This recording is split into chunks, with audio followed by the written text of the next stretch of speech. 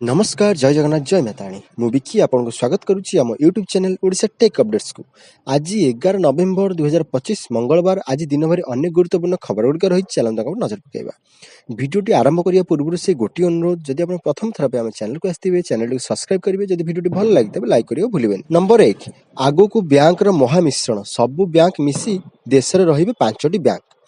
केंद्र सरकार देशर बैंकिंग क्षेत्र में गुरुत्वपूर्ण परिवर्तन आने योजना कर जार फलस्वरूप सरकार बैंक गुड़िकर महामिश्रण प्रस्तुति चलाई।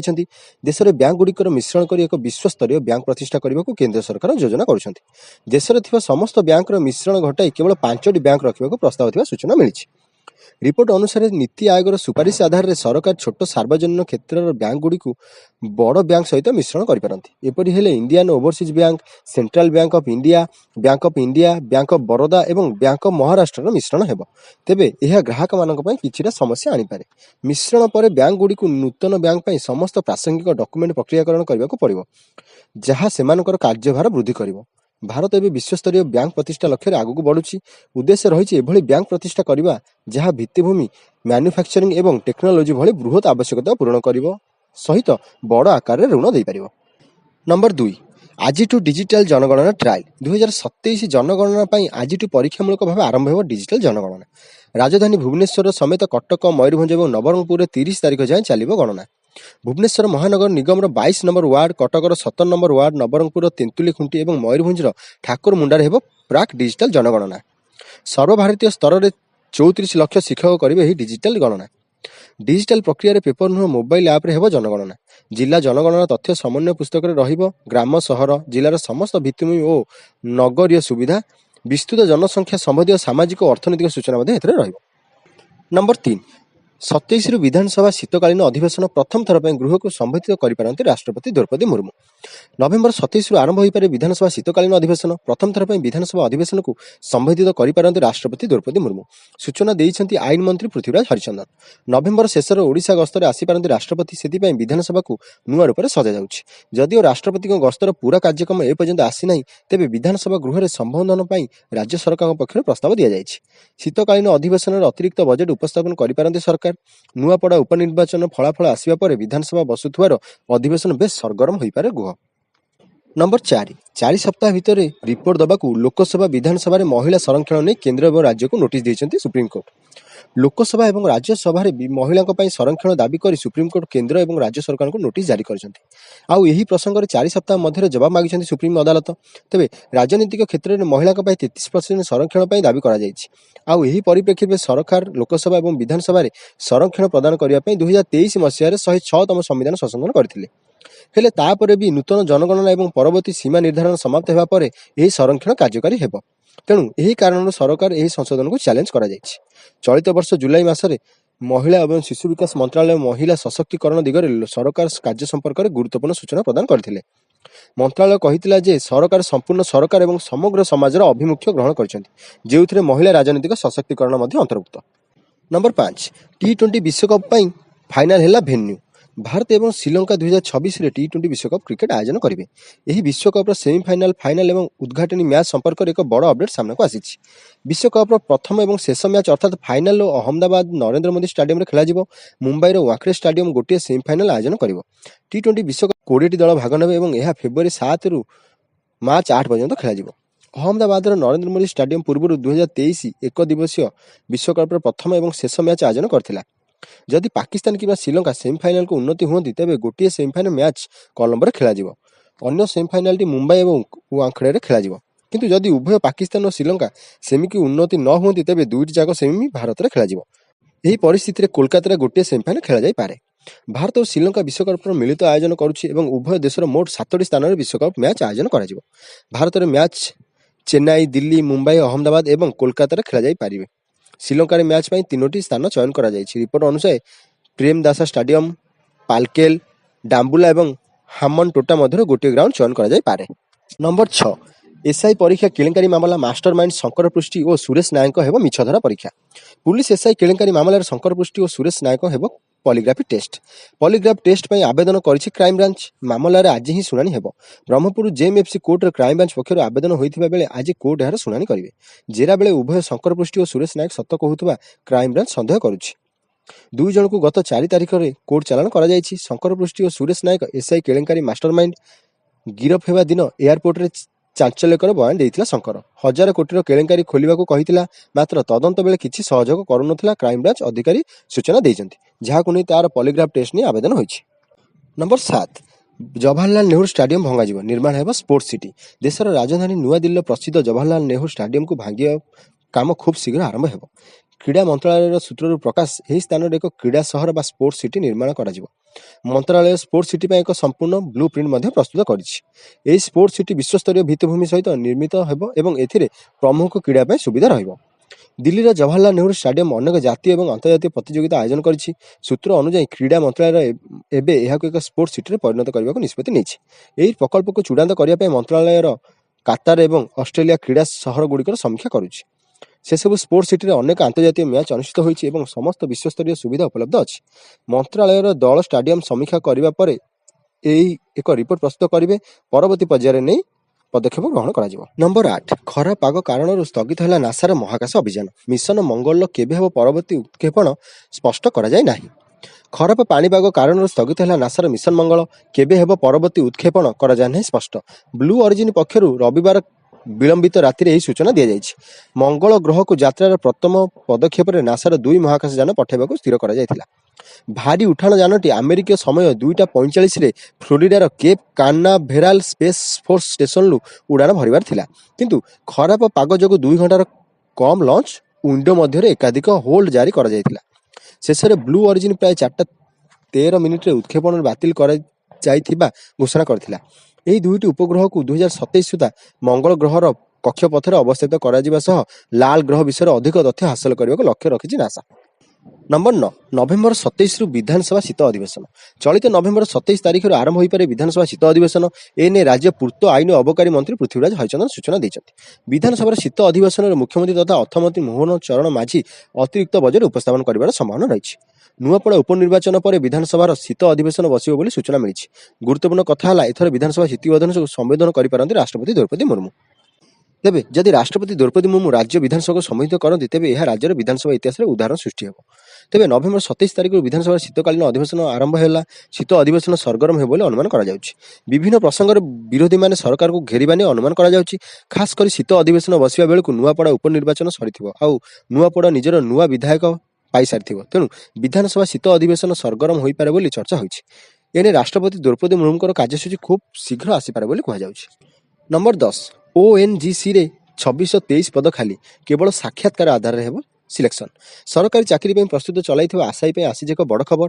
Oil and natural gas corporation limited ONGCରେ 2500ରୁ ଅଧିକ ପଦ ପାଇଁ ବିଜ୍ଞପ୍ତି ପ୍ରକାଶ ପାଇଛି। ଆପେଣ୍ଟିସ୍ ପଦରେ ଏହି ନିଯୁକ୍ତି ଦିଆଯିବ। ନଭେମ୍ବର 19 ତାରିଖ ଆବେଦନ ଅନ୍ତିମ ତାରିଖ ରହିଛି।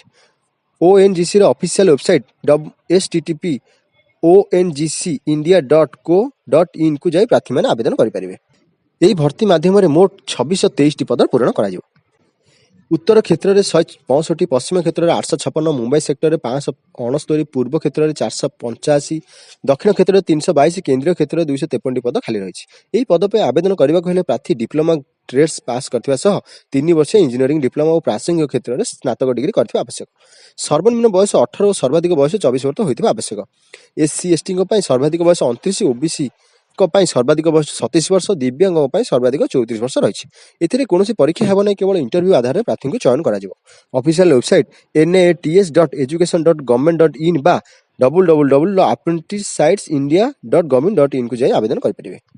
ନମ୍ବର 11, ଭେଣ୍ଟିଲେଟରରୁ ମେଡିସିନ ୱାର୍ଡକୁ ଗଲେ ଅଭିଜିତ। ଧୀରେ ଧୀରେ କଣ୍ଠଶିଳ୍ପୀ ତଥା ସଙ୍ଗୀତ ନିର୍ଦ୍ଦେଶକ ଅଭିଜିତ ମଜୁମଦାରଙ୍କ ସ୍ୱାସ୍ଥ୍ୟାବସ୍ଥାରେ ଉନ୍ନତି ଆସୁଛି। ଆଜି ଭେଣ୍ଟିଲେଟରରୁ ବାହାରି ତାଙ୍କୁ ମେଡିସିନ ୱାର୍ଡକୁ ସ୍ଥାନାନ୍ତରଣ କରାଯାଇଛି। ଏନେଇ ଭୁବନେଶ୍ୱର ଏମ୍ସ ପକ୍ଷରୁ ହେଲ୍ଥ ବୁଲେଟିନ୍ ଜାରି କରି ସୂଚନା ଦିଆଯାଇଛି। ଗତ ସେପ୍ଟେମ୍ବର 4 ତାରିଖରେ ଗୁରୁତର ଅବସ୍ଥାରେ ଅଭିଜିତ ମଜୁମଦାରଙ୍କୁ ଭୁବନେଶ୍ୱର ଏମ୍ସରେ ଭର୍ତ୍ତି କରାଯାଇଥିଲା। ସେତେବେଳେ ସେ କୋମାରେ ଥିଲେ। ସେପ୍ଟେମ୍ବର 25 ତାରିଖରେ ଅଭିଜିତଙ୍କ ସ୍ୱାସ୍ଥ୍ୟରେ ସାମାନ୍ୟ ସୁଧାର ଆସିଥିଲା। ସେଥିପାଇଁ ତାଙ୍କୁ ଆଇସିୟୁରେ ବାହାର କରାଯାଇ ସାଧାରଣ ୱାର୍ଡକୁ ଅଣାଯାଇଥିଲା। ହେଲେ ଅକ୍ଟୋବର 11ରେ ଅସୁସ୍ଥତା ଯୋଗୁଁ ପୁଣି ଥରେ ଆଇସିୟୁକୁ ସ୍ଥାନାନ୍ତରଣ କରାଯାଇଥିଲା। ତାଙ୍କୁ ଭେଣ୍ଟିଲେଟର ସପୋର୍ଟରେ ରଖାଯାଇଥିଲା। ସଙ୍ଗୀତ ନିର୍ଦ୍ଦେଶକ ଅଭିଜିତ ମଜୁମଦାର ଅସମେଟିକ୍ ଡେମିଲେସନ ସିଣ୍ଡ୍ରୋମ ନାମକ ଏକ ସ୍ନାୟୁଜନିତ ରୋଗରେ ପୀଡ଼ିତ ଅଛନ୍ତି। ନିମୋନିଆ ସହିତ ତାଙ୍କର ଫୁସଫୁସରେ ସଂକ୍ରମଣ ହୋଇଥିଲା। ନମ୍ବର 12, ଦିଲ୍ଲୀ ଲାଲକିଲ୍ଲା ନିକଟରେ ବିସ୍ଫୋରଣ, 2 ମୃତ, ହାଇ ଆଲର୍ଟ ଜାରି। ଦିଲ୍ଲୀ ଲାଲକିଲ୍ଲା ନିକଟରେ ସୋମବାର ସନ୍ଧ୍ୟା ଘଟିଥିବା ବିସ୍ଫୋରଣ ଘଟଣାରେ 2 ଜଣଙ୍କର ମୃତ୍ୟୁ ହୋଇଥିବା ସୂଚନା ମିଳିଛି। ଏଥିରେ ଅନେକ ଲୋକ ଆହତ ହୋଇଛନ୍ତି।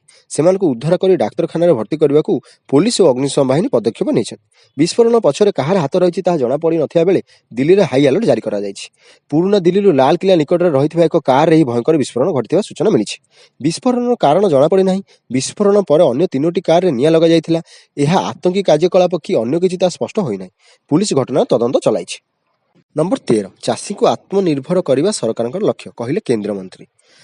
ଜାତୀୟ ଫସଲ ଯୋଜନାରେ କୃଷିଭିତ୍ତିକ ଉତ୍ପାଦନ ବୃଦ୍ଧି କରି ଚାଷୀମାନଙ୍କୁ ଆତ୍ମନିର୍ଭର କରିବା କେନ୍ଦ୍ର ସରକାରଙ୍କ ଲକ୍ଷ୍ୟ ବୋଲି କହିଛନ୍ତି କେନ୍ଦ୍ର କୃଷିମନ୍ତ୍ରୀ ଶିବରାଜ ସିଂ ଚୌହାନ। ସୋମବାର କଟକ ବିଦ୍ୟାଧରପୁର ସ୍ଥିତ ରାଷ୍ଟ୍ରୀୟ ଧାନ ଗବେଷଣା ପ୍ରତିଷ୍ଠାନରେ ଆୟୋଜିତ କୃଷି ଓ କୃଷକ ବିକାଶ କାର୍ଯ୍ୟକ୍ରମରେ ଯୋଗଦେଇ ସେ ଏହା କହିଛନ୍ତି। କାର୍ଯ୍ୟକ୍ରମରେ ଶିବରାଜ ଚାଷୀଙ୍କୁ ସ୍ୱାବଲମ୍ବୀ ଏବଂ ଜାତୀୟ କୃଷି ମିଶନ ଉପରେ ଗୁରୁତ୍ୱାରୋପ କରିଥିଲେ। ପ୍ରଧାନମନ୍ତ୍ରୀ ଧନଧାନ୍ୟ କୃଷି ଯୋଜନା ଉପରେ ମଧ୍ୟ ସେ ନିଜର ମତ ରଖିଥିଲେ। ଜାତୀୟ ଫସଲ ଯୋଜନାରେ ଉତ୍ପାଦନ ବୃଦ୍ଧି କରି ଚାଷୀକୁ ଆତ୍ମନିର୍ଭର କରିବା ସରକାରଙ୍କ ଲକ୍ଷ୍ୟ ବୋଲି କହିଥିଲେ। ଭାରତର କୃଷି କ୍ଷେତ୍ରରେ ଏକ ପରିବର୍ତ୍ତନଶୀଳ ମୋଡ଼ ରହିଛି। ଖାଦ୍ୟ ସୁରକ୍ଷା ସୁନିଶ୍ଚିତ କରିବା ଏବଂ ସ୍ଥାୟୀ କୃଷି ପ୍ରଣାଳୀକୁ ପ୍ରୋତ୍ସାହନ ପରାମର୍ଶ ଉପରେ ସେ ଗୁରୁତ୍ୱ ଦେଇଥିଲେ। ନମ୍ବର 14 ଦିଲ୍ଲୀ ପାଇଁ 3 ଦଳର ପ୍ରାର୍ଥୀ ଘୋଷଣା। ଦିଲ୍ଲୀ ମହାନଗର ନିଗମ ବା MCDର 12ଟି ୱାର୍ଡରେ ଉପନିର୍ବାଚନ ଅନୁଷ୍ଠିତ ହେବ। ନଭେମ୍ବର 30 ତାରିଖ ସକାଳ 7:30ରୁ ସନ୍ଧ୍ୟା 5:30 ପର୍ଯ୍ୟନ୍ତ ମତଦାନ ହେବ। ଡିସେମ୍ବର 3 ତାରିଖରେ ଫଳାଫଳ ଘୋଷଣା କରାଯିବ। ଏହି ନିର୍ବାଚନରେ 3 ପ୍ରମୁଖ ଦଳ ମଧ୍ୟରେ ଏକ କଡ଼ା ପ୍ରତିଯୋଗିତା ହୋଇଛି। ଏଥିପାଇଁ ବିଜେପି, ଆପ୍ ଏବଂ କଂଗ୍ରେସ ଗତକାଲି ସୋମବାର ସେମାନଙ୍କର ପ୍ରାର୍ଥୀ ଘୋଷଣା କରିଛନ୍ତି। ଦିଲ୍ଲୀ ବିଜେପି ସଭାପତି ବୀରେନ୍ଦ୍ର ସଚୋଦରା ଗତକାଲି ଉପନିର୍ବାଚନ ପାଇଁ ପ୍ରାର୍ଥୀଙ୍କ ନାମ ଘୋଷଣା କରିଥିଲେ। ମୁଣ୍ଡକାରୁ ଜୟସିଂ ପାଲ, ଦଲାର, ସଲିମାର ବାଗ, ଅନିତା ଜେନା, ଚାନ୍ଦିନୀ ଚୌକରୁ ସୁମନ କୁମାର ଗୁପ୍ତା ଏବଂ ଦକ୍ଷିଣରୁ ରୋହିଣୀ ରାଜ ପ୍ରାର୍ଥୀ ହୋଇଛନ୍ତି। ଦିଲ୍ଲୀ ପ୍ରଦେଶ କଂଗ୍ରେସ ସଭାପତି ପ୍ରାର୍ଥୀ ତାଲିକା ପ୍ରକାଶ କରିଛନ୍ତି। ବିନୋଦ ନଗରରୁ ବିନୟ ଶଙ୍କର ଦୁବେ, ଅଶୋକ ବିହାରରୁ ବିଶାଖା ରାନୀ, ଗ୍ରେଟର କୈଳାସରୁ ଶିଖା କପୁର ଏବଂ ଚାନ୍ଦିନୀ ଚୌକରୁ ଅଜୟ କୁମାର ଜେନାଙ୍କୁ ପ୍ରାର୍ଥୀ ହୋଇଛନ୍ତି। ଆମ୍ ଆଦମୀ ପାର୍ଟି ଦକ୍ଷିଣ ପୁରୀରୁ ରାମସ୍ୱରୂପ କୋଜନିଆ, ଗ୍ରେଟର କୈଳାସରୁ ଏସେନା ଗୁପ୍ତା, ବିନୋଦ ନଗରରୁ ଗୀତା ରାୱତ ଏବଂ ଦିଚାଉ କଲାରରୁ କେଶବ ଚୌହାନ ପ୍ରାର୍ଥୀ ହୋଇଛନ୍ତି। ନମ୍ବର 15 ନୂଆପଡ଼ାରେ ବିଜେପି ଆଚରଣ ବିଧି ଉଲ୍ଲଂଘନ କରିଥିବା ଅଭିଯୋଗ, EIRଙ୍କ ହସ୍ତକ୍ଷେପ ଡୋଲିରେ ନବୀନ। ନୂଆପଡ଼ାରେ ବିଜେପି ଆଚରଣ ବିଧି ଉଲ୍ଲଂଘନ କରୁଥିବା ନେଇ ଅଭିଯୋଗ କରିଛନ୍ତି ବିରୋଧୀ ଦଳ ନେତା ନବୀନ ପଟ୍ଟନାୟକ। ବର୍ତ୍ତମାନ ନୂଆପଡ଼ାରେ ସାଇଲେନ୍ସ ପିରିୟଡ଼ ବା ନୀରବ କାଳ ଜାରି ରହିଛି। ଏହି ସମୟରେ ମଧ୍ୟରେ ବାହାର ଅଞ୍ଚଳର କୌଣସି ନେତା କିମ୍ବା କର୍ମୀ ନିର୍ବାଚନ ମଣ୍ଡଳରେ ରହିବା ଅନୁଚିତ। ହେଲେ ବିଜେପିର ବାହାର ନେତା ଏବଂ କର୍ମୀ ନୂଆପଡ଼ାରେ ଡେରା ପକାଇଥିବା ଅଭିଯୋଗ କରିଛନ୍ତି ନବୀନ। ମୁକ୍ତ ଏବଂ ଅବାଧ ନିର୍ବାଚନ ପାଇଁ ଭାରତ ନିର୍ବାଚନ ଆୟୋଗ ECRଙ୍କ ନିକଟରେ ଦାବି କରି ଏଥିରେ ହସ୍ତକ୍ଷେପ କରିବାକୁ କହିଛନ୍ତି। ନବୀନ ସାମାଜିକ ଗଣମାଧ୍ୟମରେ ଏକ ପୋଷ୍ଟରେ ଲେଖିଛନ୍ତି, ମୁକ୍ତ ଏବଂ ଅବାଧ ନିର୍ବାଚନ ଗଣତନ୍ତ୍ରର ହଲମାର୍କ। ମାତ୍ର ନିର୍ବାଚନର 48 ଘଣ୍ଟା ପୂର୍ବରୁ ସମୟ, ଯାହାକୁ ନୀରବ କାଳ କୁହାଯାଏ, ସେହି ସମୟରେ ଶାସକ ଦଳ ଆଚରଣ ବିଧି ଉଲ୍ଲଂଘନ କରୁଛି। ବାହାର ଅଞ୍ଚଳର ବିଜେପି ନେତାମାନେ ନିର୍ବାଚନ ମଣ୍ଡଳରେ ରହି ଭୋଟରମାନଙ୍କୁ ପ୍ରଭାବିତ କରିବାକୁ ଉଦ୍ୟମ ଚଳାଇଛନ୍ତି। ସ୍ଥାନୀୟ ବିଜେଡି ନେତାମାନେ ଏସବୁ କାର୍ଯ୍ୟକୁ ବିରୋଧ କରିବାକୁ ପୁଲିସ ସେମାନଙ୍କୁ ଅଟକ ରଖିଛି। କିନ୍ତୁ ଉଲ୍ଲଂଘନକାରୀ ମୁକ୍ତ ଭାବେ ବୁଲୁଛନ୍ତି। ଏଥିରୁ ସ୍ପଷ୍ଟ ହେଉଛି ଯେ ପୁଲିସ ଏବଂ ପ୍ରଶାସନ ଶାସକ ଦଳର ହାତବାରିସି ସାଜି କାମ କରୁଛି। ଏଭଳି କାର୍ଯ୍ୟ ନିର୍ବାଚନ ପ୍ରକ୍ରିୟାର ବିଶ୍ୱାସ ଉପରେ ପ୍ରଶ୍ନବାଚୀ ସୃଷ୍ଟି କରିଛି। ତେଣୁ ନିର୍ବାଚନ ଆୟୋଗ ତୁରନ୍ତ ଏଥିରେ ହସ୍ତକ୍ଷେପ କରିବାକୁ ନବୀନ ଅନୁରୋଧ କରିଛନ୍ତି। ନମ୍ବର 16 ହେଲିକପ୍ଟରରେ ଗଲେ ପୋଲିଂ ଟିମ୍। ନୂଆପଡ଼ା ଉପନିର୍ବାଚନ ପାଇଁ 350ଟି ବୁଥ୍ ମତଦାନ ପ୍ରସ୍ତୁତ କରାଯାଇଛି। ସେଥିମଧ୍ୟରୁ 101ଟି ସମ୍ବେଦନଶୀଳ ଓ 57ଟି ଅତି ସମ୍ବେଦନଶୀଳ ବୁଥ୍ ରହିଛି। 8ଟି ସୁନାବେଡ଼ା ଜଙ୍ଗଲ ଭିତରେ ଥିବା ଶେଷଙ୍କ ପଞ୍ଚାୟତ ଏବଂ ସୁନାବେଡ଼ା ପଞ୍ଚାୟତର 8ଟି ବୁଥ୍ରେ ମତଦାନ ହେବ। ଘଞ୍ଚ ଜଙ୍ଗଲ ଭିତରେ ଥିବା ଏହି ବୁଥ୍ଗୁଡ଼ିକ ମାଓ ଉପଦ୍ରୁବ। ଏଠାରେ ମାଓବାଦୀଙ୍କ ଚଳପ୍ରଚଳ ଓ ପ୍ରଭାବ ଥିବାରୁ ମତଦାନ ପ୍ରକ୍ରିୟା ବାଧାପ୍ରାପ୍ତ ହେବାର ସମ୍ଭାବନା ରହୁଛି। ସେଥିପାଇଁ ଜିଲ୍ଲା ପ୍ରଶାସନ ଓ ପୁଲିସ ପକ୍ଷରୁ ବ୍ୟାପକ ସୁରକ୍ଷା ବ୍ୟବସ୍ଥା ଗ୍ରହଣ କରାଯାଇଛି। ଏହି ପୋଲିଂ ପାର୍ଟିକୁ ଭାରତୀୟ ବାୟୁସେନାର ସ୍ୱତନ୍ତ୍ର ହେଲିକପ୍ଟର ନିଆଯାଇଛି। ମୋଟ 4 ଥର ଏହି ହେଲିକପ୍ଟର ଉଡ଼ାଣ କରିବ। ପ୍ରତିଥର ଉଡ଼ାଣରେ 2ଟି ଟିମ୍ ଯିବ।